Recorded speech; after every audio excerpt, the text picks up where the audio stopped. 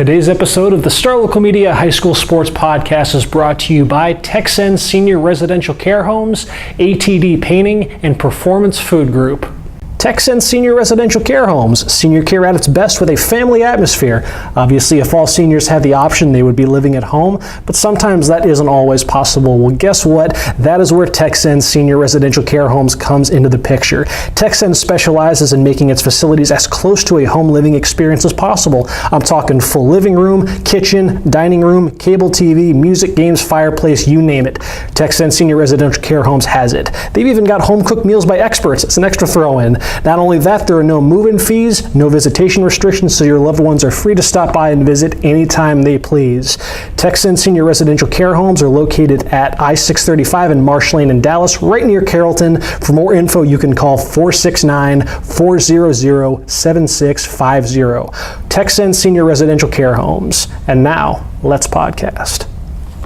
Welcome to another episode of the Star Local Media High School Sports Podcast. My name is Matt Welch. I'm the sports editor at Star Local Media, and I am being joined by Brian Murphy and Devin Hassan. Gentlemen, we are on the back half of the regular season for high school football. Already, just like that. It's flown by, just like that. So, for this podcast, I wanted to look at some teams that are riding some nice little winning streaks through the first half of the regular season. So, what we're going to do is we're going to look at some teams that are that played last week and are now riding winning streaks of at least 4 games within our markets. These will be 6A and 5A, of which we have 6 teams that fit this qualification. So let's chat about a couple teams that we just don't really get to chat about a whole lot on the podcast. So let's start with at least in 6A, one of the only unbeatens that we have left, and that is Rowlett. Just tearing through District 10 6A. Flying under the radar. And, as far as area circles go, I mean, everybody talks about the heavyweights, and those heavyweights just certainly lived up to the billing, not just Allen, but, Cedar Hill and Trinity and Duncanville and all these people. Yeah, Rowlett quietly is 5-0 and just kind of hanging in there. And there's a reason they don't get quite the fanfare from area fans. Simply because they don't overwhelm. They're not flashy. They don't overwhelm you. They've got some nice wins.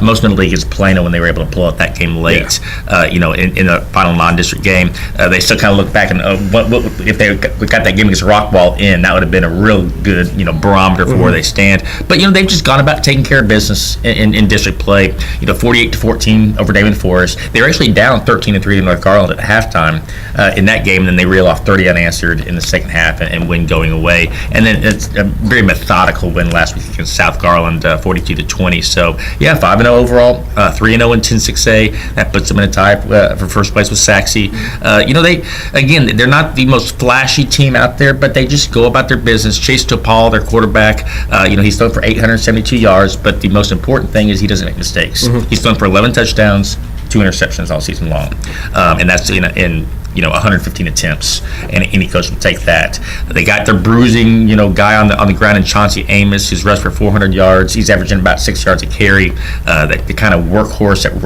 Rowlett's leaned on in the back. They do have some really good talent on the outside and wide receiver. Jerry Evans is a game breaker. He week in, week out, he makes big plays, highlight reel plays that you see on Huddle and whatnot. Antonio Hull's another guy. He averages 20 yards a catch. And Trayvon King's kind of slipped in nicely as that third wide receiver option. More of a possession guy, but helps him move the chains.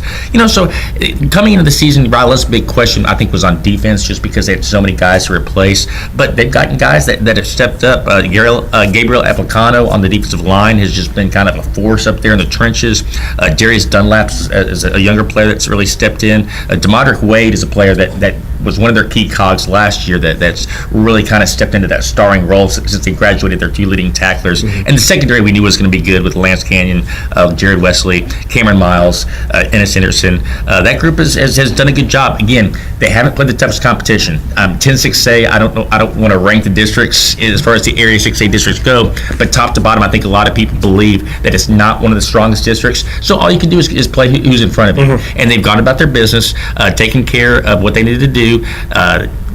Next week, they have a bye this week, but next week they play at Wiley in a game that I don't think many people really thought much of, maybe before the season started, and it's certainly not when Wiley got off to a winless start. But Wiley has come on strong these last couple of weeks with a couple of solid wins. I mean, they took care of, they're up 50-0 at halftime against Garland. Now, Garland's kind of been a team that's taken some lumps. They were also down 42-0 at halftime to Saxe last week, and they had to run the clock in the second half. Your alma mater, right? Yeah. We'll talk about UT. That's my other alma mater. That's not. But Please no, it's still fresh. Yeah, but then Wiley picks up a real solid victory over Lakeview last week in a team that they're going to be battling for that one of those final playoff spots for. So I think that'll be a good test for Rowlett. Against a Wiley team that we've talked about even early in the season that traditionally comes on strong as the season progresses. And then obviously the game they have circled is the November 9th, the final game of the regular season where they take on Saxe and what could be a pair of district undefeateds. Saxe seems to be kind of finding their stride. They put Derek Rose, moved him from wide receiver to quarterback last week, and it paid off huge in that easy win over Garland. So we'll see if they can continue to make progress there. But Rowlett in good shape, and looking to extend that. They haven't missed the playoffs since 2004, and they're in prime position to extend that streak once again. It does feel like, the playoff thing feels like a foregone conclusion at this point. As far as kind of just big picture stuff for Rowlett, I mean, what do you think the odds are that have they ever gone 10-0? Or I mean, just no. Wow, so that's very much in play. No, in fact, I gotta think that it's probably it's actually probability at this point. Yeah, two years ago, that was what the big deal is. They met Saxe in Week 9, and they were both undefeated. Okay. That's what that had one of the biggest crowds in Garland ISD history out there at that game. But Saxe was actually able to get that, and they went on to the undefeated regular season. But no, Rowlett's best regular season was that season. They went 9-1, which they've done twice. It's a real possibility, but they're not getting too far ahead of themselves. Again, they got the big win against Wiley in 2 weeks, and then the rivalry matchup. And one thing we alluded to a couple weeks ago, and now this is kind of up in the air, when North Garland was kind of rolling along, and it looked like North Garland was a potential playoff team. Well, North Garland is the second largest school in that district this year, whereas Saxe and Rowlett have been the two largest enrollments for years and years and years. So you thought that not only was that game coming down for the district title, but it's also for seeding in the playoffs. Well, if North Garland can still hang around and be one of those playoff teams, Rowlett would be bumped, assuming Saxe makes it as well, which seems incredibly likely. Rowlett will be bumped down to Division II, which sets them with a little bit different matchup in the first round because it's looking more and more like it's going to be Allen and Plano East, two very, very good teams coming out of Division I and 9-6A. So if they were to go Division II, that catches them a little bit of break there. They've already beat Plano, so it kind of opens the road up a little bit as opposed to having to take on a potentially, say what you will about Plano East. We know Allen's a top 10 team in the state. Plano East, a lot of people is kind of gaining traction that Plano East could be of that caliber. So to avoid one of those first two teams, in the first round anyway, could be a big benefit going forward. Let's shift gears to Frisco. Let's talk about a team that I don't even know if we've mentioned Independence yet on the podcast. Not really. And here they are. You said Rowlett flying under the radar. Here's Independence, 4-1, not too far off from being 5-0. Brian, talk about the Knights. If you would have told me that they would have had a 4-game winning streak going into Week 6 or Week 7 or whatever, I would have said you're crazy. This team could finish second in the district, maybe even first. They're still in position, to give Lone Star a game whenever they match up this weekend. So big teaser there for big Friday game that I didn't really have circled on the calendar at the beginning of the year. They have a girl kicker, by the way, Brooke Cohen. I want to give her a shout out. She booted all of her extra points last week. I finally got to see them play against Heritage. They beat the brakes out of Heritage last week, 35-14, for their first win over Heritage in school history. Those schools are like 0.9 miles apart, right down Independence Boulevard or whatever it's called. And, they finally beat them. They didn't even beat Heritage back with Dom Williams when Independence had that playoff team, 9-win team. Yeah. And so when I talked to Coach Story after the game, he's like, man, I've been waiting 5 years to beat this team. It feels so good. Independence looks really good. Their quarterback is a sophomore, Braylon Braxton. It was my first time seeing him play live. He is a smooth operator. He's big. He looks like he's about 6'2". When I saw him finally up close, he had 2 touchdowns, did not turn the ball over. He can run the ball. He's going to be a candidate for newcomer of the year in this district. and he's going to be a candidate for, in these next 2 years to come. He'll be an offensive player of the year candidate for this district also. He's that good. He's the real deal. And this is a team that, looking ahead to Friday, obviously a massive game for them. But, hey, Lone Star looks like it's still, at least on paper, they might be the favorite. But it doesn't sound like Independence is just going to get run over if Lone Star's recent track record is any indication. We've talked about Lone Star the last couple weeks on this podcast, and I've talked about their offensive struggles. And once again, they struggle to get points on the board against Wakeland, but they just shut out a really good Wakeland team. Yeah. So Independence has not faced a defense, I should say, like Lone Star. So we'll see how a sophomore like Braylon Braxton, can respond to a championship level defense. Mm-hmm. Every game with Lone Star, I don't want to turn this into a Lone Star Independence preview. We don't have to. But I don't know. I think this will be much closer than you think. And Independence, they are quietly a really good team. They have a seasoned veteran at running back, Logan Brungart. Yeah. He was the newcomer of the year as a sophomore. Versatile player. As a defensive back. Yeah. I know he led the team in tackles that year. He had over 100 tackles. He may have been among the district leaders. And then he made the move last year, kind of out of necessity, with Don Williams gone. He made the move to running back. He's the full-time running back now. He's rushed for over 100 yards almost every game this year. Just a stud athlete, really, in general. And he's been a key component for that offense, and man, this Independence team is. How does the rest of their schedule stack up? Obviously, they got their big challenge this week, but down the stretch, does it get considerably more difficult, or it gets more difficult because you have Lone Star and you have Wakeland and you have Little Elm, albeit they're struggling right now, but Little Elm still, if they get things figured out, that quarterback situation figured out, that's a tough opponent, and then they play the Colony. Oh, so their toughest challenge. Those are 4 in a row? 4 in a row coming up. So close to down the stretch. So we'll learn a lot about where Independence really stacks up. Nothing to take away from Independence, but their first 2 district games were against Liberty and Heritage. Yeah. And they're winless. Both teams are winless. So, but they beat both of them pretty handily. Yeah, so, that's what you're supposed to do. Yeah, for sure. If you're a good team and you're playing a quote-unquote non-playoff team, bad team, whatever you want to call it, and you beat them by 20, 30 points, that's what they did. But, a lot will be seen in the coming weeks when you're playing against teams that are playoff caliber opponents, district champion caliber opponents. I feel like the same thing applies to another team that we can transition to Marcus out in District 6A. Marcus is 4-1, and they've won 4 in a row since dropping their opener to Arlington Bowie. Ever since, they followed with wins over McKinney Boyd, Waxahachie, Irving, and Irving Nimitz, a game that I was actually at last Friday. I got a break from District 9-6A with them being on bye and got a chance to see Marcus, I think for the first time since 2014, and it was actually a really good game. With Marcus, you kind of knew going into this season where the identity lied. It was in the backfield with Justin Dinka, one of the top running backs in the state. And the running game has been there for Marcus this season.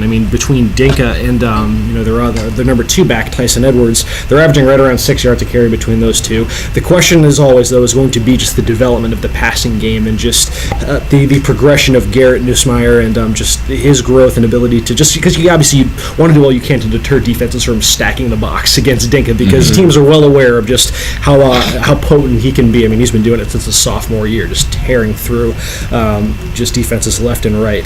And that was kind of the case with Nussmeier. Very kind of an up and down game against Nimitz, but he really rounded into form late. He completed 6 of his final 8 passes and helped lead a pair of fourth quarter scoring drives. And that's all he needs to do. Just stay efficient and just keep the chains moving. It's not a big play offense through the air, and they don't need to be when you've got that kind of explosiveness in the backfield. And plus, it also helps when you have a defense that's averaging 3 takeaways a game. Wow. And that was where the game Friday against Nimitz, kind of swung. This was a very back and forth game. Nimitz actually led for the majority of the game, but then Marcus was able to force and recover a pair of fumbles in the fourth quarter. It was bend, don't break defense at its finest. If Nimitz got down, they advanced on their last 3 drives of the game. And think, this is a game that was decided by a 27-23 final, so you think about how close it was.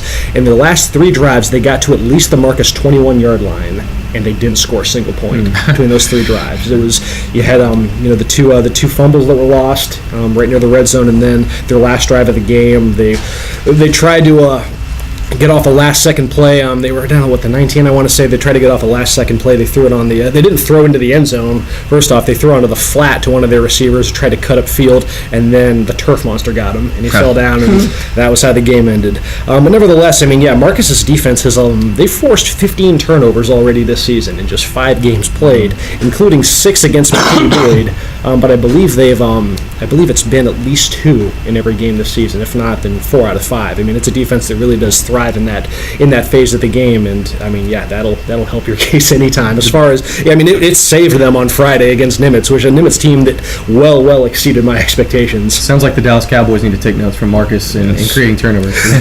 Very much so. But much like Independence, though, we're going to get a bit of a better idea as far as where Marcus stacks up in the grand scheme of things, because they've got big games. These next 3 are against Hebron, Capel, and Flower Mound. So right now, right there with Marcus as far as the other teams that are looking like the likely playoff teams in that district. So as far as where Marcus fits in that pecking order, if they do at all, I mean, yeah, we'll get a much better idea within these next 3 weeks. Let's round out the first half of this podcast with a look at District 7-5A Division 1's streaking team, those Poteet Pirates, man. Another team that's won 4 in a row. Devin, just talk a little bit about Poteet. Poteet just has a certain feel about him. I mean, it's akin to a couple of years ago when they got off to a slow start against top competition and ended up going to the state semifinals that year. I'm not proclaiming they're going to win a deep playoff run just yet, but they just have that certain feel to them. I mean, they just get kind of like Rowlett. They're real methodical, and they lost to Denton Ryan in the first week of the season, 28-14 in a very competitive game, and they've kind of not steamrolled, but their defense has really come around. They gave up 7 points. They blew out Waxahachie 48-7 in a game that Waxahachie scored in garbage time.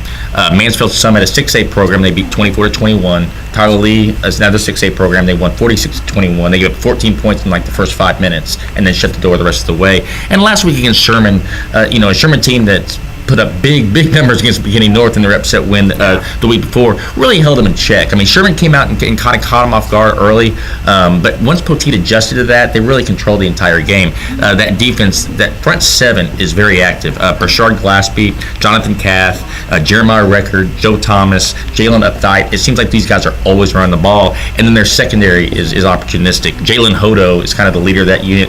He had a 23-tackle game a couple weeks ago in their win over Tyler Lee.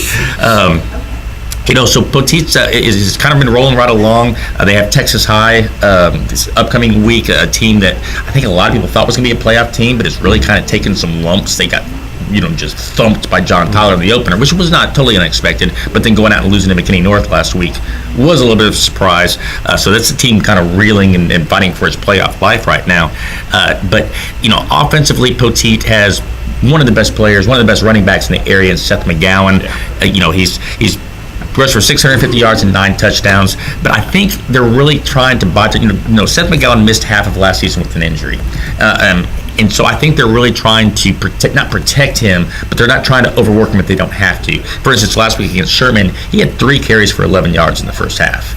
And Poteet was still comfortably in front, but they just didn't want to overuse him. They don't want to risk that the potential injury. But again, he is capable of that type of performance, of the workhorse. Last year in a winner-go-home game against West Mesquite, he carried the ball 38 times. So, look for when they get into those bigger games, look for him to carry more and more of that load. But they have a capable passing game as well. Dalton Dale has not been asked to throw terribly much. He's averaging about 14 attempts a game, but he's been effective. They've got some big play weapons on the outside. Cam Lampkin, who's also a threat on special teams. He has a kickoff return for a touchdown. Nearly housed a punt for a touchdown last week. Tristan Golightly, Devin Martin, their 6'4", 240-pound sophomore wide receiver who is just sophomore, eh? Yeah, wow. Yeah. And Lewis Moore, who just seems to make plays. It's just every time I see Poteet play, he has a 50-plus yard play. So they've got playmakers out there, and again, they've just been kind of, taking care of what they needed to do going forward. They have obviously the big 1-week stretch in late October, early November. They play West Mesquite in their crosstown rivalry game, and then they have John Tyler at home the following week on a potential could be for the district championship. Don't want to write off any of the other teams. Certainly not West Mesquite at this point. But Poteet after that slow start. I should say slow start because Denton Ryan's a great team. But they learned from that experience and 4-1. looking strong going forward. Now, I saw Poteet play last year in the second round of the playoffs against Prosper. They got beat pretty bad, but I remember talking to the head coach after the game. He said they're really banged up. Yeah. And they were playing a lot of young kids, but they were going to be poised to be really good this year. Is that what was going on? Oh, he said in all his years of coaching, he had never gotten hit by injuries as hard as he did last season. I remember him saying that. And because Seth McGowan, the running back, he was back by that point in time, but he missed the first half. But I mean, it didn't. You name a set of positions, whether it be the offensive line, whether it be wide receiver, whether it be D-line, they had significant injuries all the way across the board, and they've been hit by that a little bit this year. I mean, every team's going to have that happen, particularly when you get late in the season. But yeah, I mean, having to force some of those younger guys, you see it with all these programs all the time. It's unfortunate at the time that you have to plug in 8-10 sophomores that aren't ready for varsity action, but as far as looking toward the future, that does pay huge dividends having that experience sometimes. Let's see. Another team that is off to a very hot start for the first half of its season is the Colony, and the Colony is actually the subject of our student athlete spotlight for this edition of the podcast. Justin Thomas had a chance to chat with their standout running back, receiver. I think he plays some defensive back. Whatever it is, he's great at. Myles Price. Myles Price had a chance to talk a bit about his just impressive season, the Cougars' impressive season, and we will see what he had to say after a word from this sponsor. Let's take a quick break to talk about ATD painting. Whether it's painting, staining, carpentry, residential, commercial, interior, exterior, if you need it painted, ATD Painting has got you covered. At ATD Painting, their goal is to provide a home improvement experience that is a great value, trouble-free, and enjoyable. And painting is really just kind of scratching the surface as to what these appointments entail. For ATD Painting's interior projects, things like painting, wall repair, ceiling repair, they'll make sure that your floors and furniture are protected and that everything is all cleaned up afterwards. For exterior projects, not only will they do the painting, but they will hand scrape loose paint, reattach loose boards, recalc windows or doors, plus much more. Not only that, if you visit their website right now, atdpainting.com, you can find a coupon for $200 off a complete exterior purchase. Once again, ATD Painting. They've got 4 locations in the Metroplex, including in Plano and Louisville. For more information, call 972-694-8888 or visit atdpainting.com. That is ATD Painting. Check it out to see just how affordable professional painting can be. And now, let's get back to the podcast. All right, we're here with Myles Price, junior football player for the Colony. So, Myles, thanks for taking a couple minutes to join us on the podcast here today. No problem. I guess if we were talking last year at this time, I would be introducing you as a running back and defensive back, but I guess a little more going with wide receiver this year instead, huh? Yeah, we doing more wide receiver with me this year. Just talk a little bit about that dynamic and how that's kind of played out and how things are kind of a little different for you this season, being more primarily a wide receiver versus a running back on offense.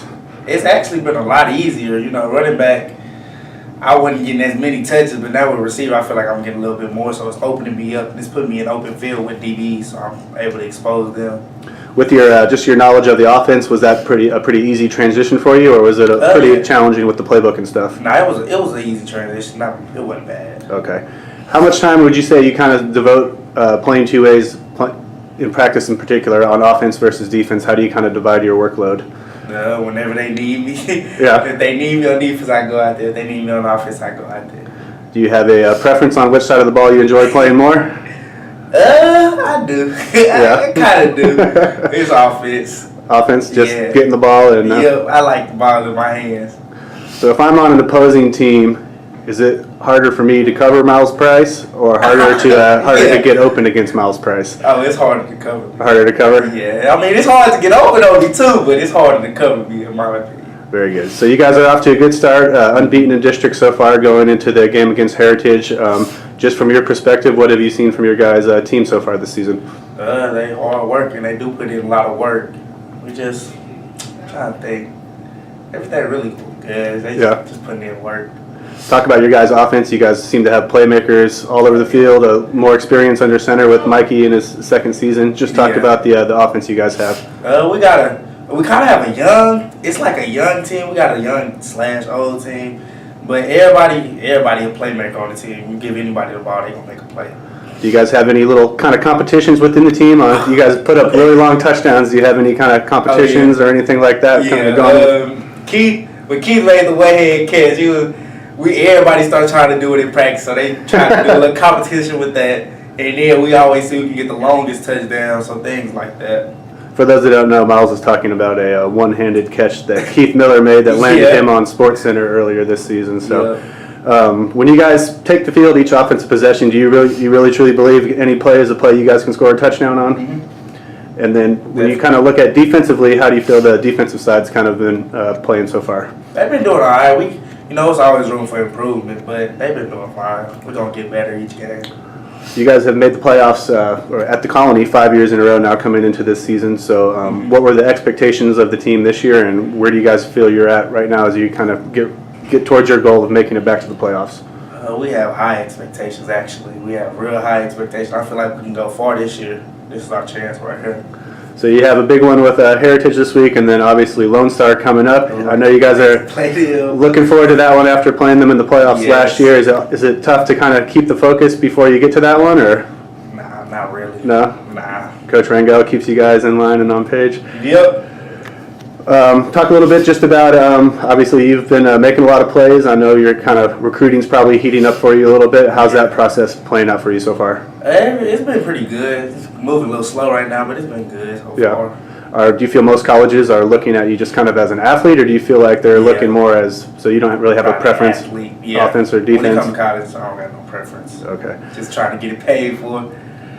So you guys are halfway done. What's been the focus of practice this week, and what do you guys think the key is for you moving these last 4 games, getting to the playoffs? Just keep going hard. You can't take no plays off, no days off, things like that. Very good. All right, Myles, anything else you wanted to mention? That's what we gonna win district and hopefully go to state. That's all I can really say.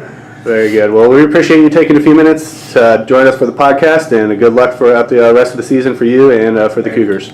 Thank you. Thank you.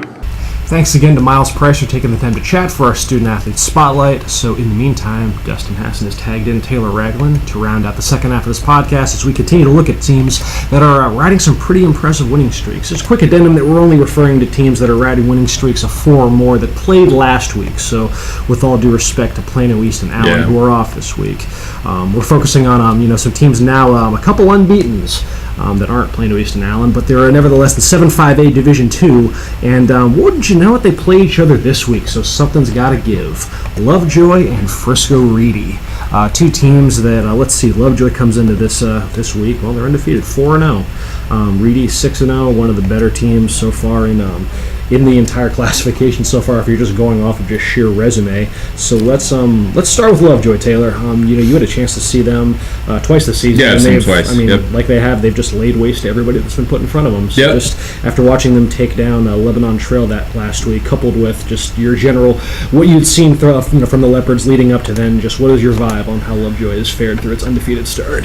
I mean, they're one of those teams where, we were talking about this earlier, you have to beat the teams that are on your schedule. They can't help that they had one of the easier starts, frankly, to 7-5A Division II. They can't help that their game against Sulphur Springs was canceled due to lightning. That was one I was looking forward to as far as kind of a measuring stick for them. Sulphur Springs is pretty good and would have given us, I think, a better idea than any of these other teams that they've beat up on. Sulphur Springs beat Wakeland. Sulphur Springs is undefeated. It is a shame that game didn't happen. Yeah, so being able to figure out just what Lovejoy is. Yeah, I wanted to see that game go down just to get an idea of how for real, especially this Lovejoy offense, because the thing that strikes me about them, and this will be true certainly against Reedy too, this isn't something that goes away from game to game. They're very mature. They are very veteran heavy.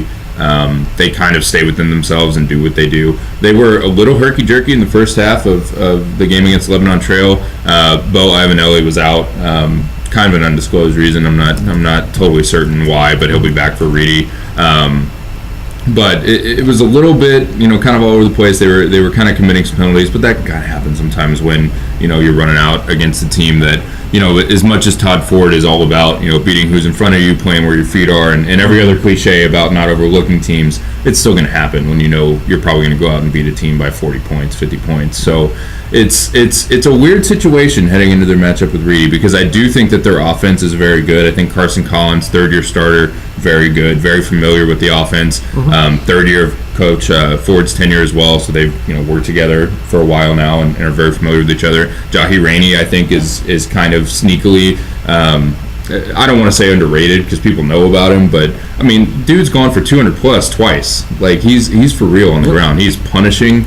he likes to just put his head down and go up the gut and just beat teams to death, basically, with a very physical running game. Against Lebanon Trail, 222 yards on 28 carries. Like, he does that very consistently when he's out there. So it'll be interesting, but I mean, like I said, it's definitely a proving ground kind of game for Lovejoy this weekend, because it'll be the first time that we'll get to see them play somebody, of their caliber or better than them. Because what was it, the number that you said, like, up to this point between their 4 opponents? 3 wins. Combined 3 wins. Yep. Yeah. Memorial's got 1, Lebanon Trail had the 1 to open the year, and then Braswell's got 1. And how much we learn against, what might be, at least is on paper, the best team in the district right now in Reedy. Who knows how much you really take away from that, but just looking ahead of their schedule, you can make a case that they still have left matchups against the 5 best teams. Oh yeah, they have as easy as it was to this point. They definitely have the most backloaded schedule. They have to play everybody that's in contention in the district, and the only benefit is that they do get both Reedy and Lake Dallas at home, which could be, especially in the Lake Dallas game, if it proves that Reedy is just clearly the best team in this district, then the Lake Dallas and Lovejoy game could be huge, and that Lovejoy will get the benefit of hosting that one as well. Reedy, this team has just been wow.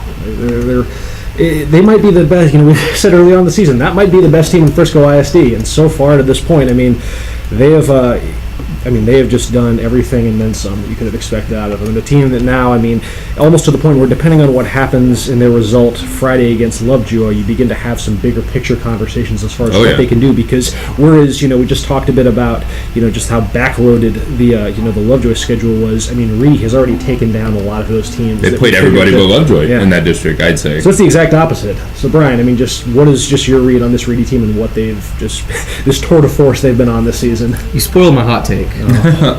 Not only is Reedy the best team in this district, they are the best team in Frisco ISD. No doubt about it. Their offensive line.